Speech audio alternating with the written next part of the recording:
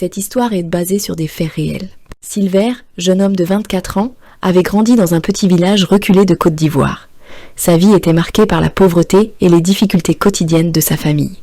Diplômé d'un simple BEPC, il avait quitté son village pour Abidjan, dans l'espoir de trouver une vie meilleure.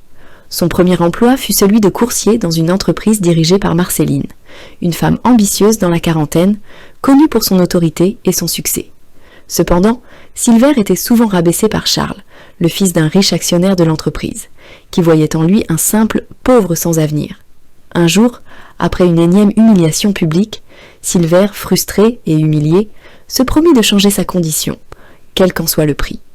Silver entendit parler d'un marabout, un vieillard à l'allure mystique, réputé pour ses travaux spirituels, capable de changer le destin d'une personne. Avec le peu d'économie qu'il avait, il se rendit dans un quartier populaire pour consulter ce marabout. Le vieil homme l'accueillit dans une petite pièce remplie de fumée et d'objets occultes. « Que veux-tu, jeune homme ?» demanda-t-il. « Je veux changer ma vie.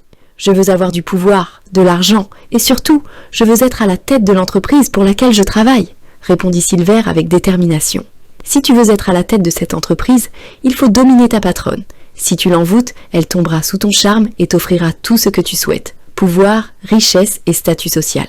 Il te faut pour cela un sacrifice spirituel. Mais souviens-toi, tout pouvoir acquis ainsi a un prix. » Silver, aveuglé par son désir de revanche et de richesse, accepta sans hésiter. Le marabout acquiesça et lui proposa un rituel d'envoûtement visant Marceline, sa patronne. Le marabout lui remit ensuite un talisman et des instructions précises.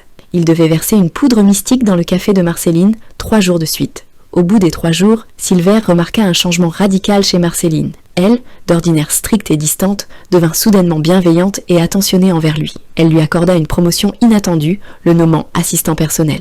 Très vite, Silver profita de sa position pour se rapprocher davantage d'elle. Leur relation devint ambiguë, et Marceline semblait être totalement sous son emprise. Silver gravit les échelons de l'entreprise à une vitesse fulgurante. Il s'installa dans un appartement luxueux, portait des costumes coûteux et vivait dans un opulent confort. Mais, malgré tout, une petite voix au fond de lui rappelait que tout ceci était artificiel.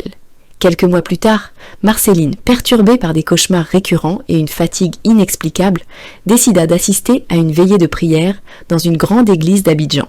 Là, un homme de Dieu se leva soudainement et fit une révélation. « Madame, vous êtes sous l'emprise d'un esprit d'envoûtement, mais Dieu veut vous libérer aujourd'hui. » Marceline, troublée, suivit les instructions du pasteur.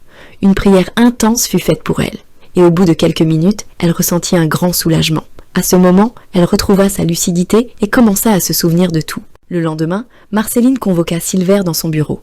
Avec un calme glacial, elle lui fit part de tout ce qu'elle avait découvert. « Je ne sais pas comment tu as osé, Silver, mais sache que tout ce qui est bâti sur le mensonge finit par s'effondrer. » Elle signa immédiatement son licenciement et lui demanda de quitter l'entreprise sur le champ. Silver tenta de consulter à nouveau le marabout, mais ce dernier était décédé. Il se retrouva sans argent et dut retourner, humilié, dans son village natal. Au village, Silver vécut dans la honte et le regret. Il se rendit compte que son obsession pour la richesse l'avait conduit à ruiner sa vie. Un jour, il croisa un vieil ami d'enfance, devenu pasteur, qui l'encouragea à se tourner vers Dieu. Après plusieurs mois de réflexion et de prière, Silver trouva la paix intérieure. Il commença à travailler dans les champs avec son père et à reconstruire sa vie, cette fois sur des bases honnêtes. Silver comprit que la véritable richesse ne réside pas dans l'argent ou le pouvoir, mais dans une vie de valeur et d'intégrité. Marceline, quant à elle, reprit les rênes de son entreprise avec plus de vigilance, apprenant à se protéger contre ceux qui voudraient exploiter sa bonté. Ainsi, les chemins de Silver et Marceline se séparèrent à jamais, chacun portant en lui les cicatrices et les leçons de cette histoire extraordinaire. Si vous êtes passionné par des histoires africaines fascinantes, pleines de mystères, de drames, d'amour et de sorcellerie,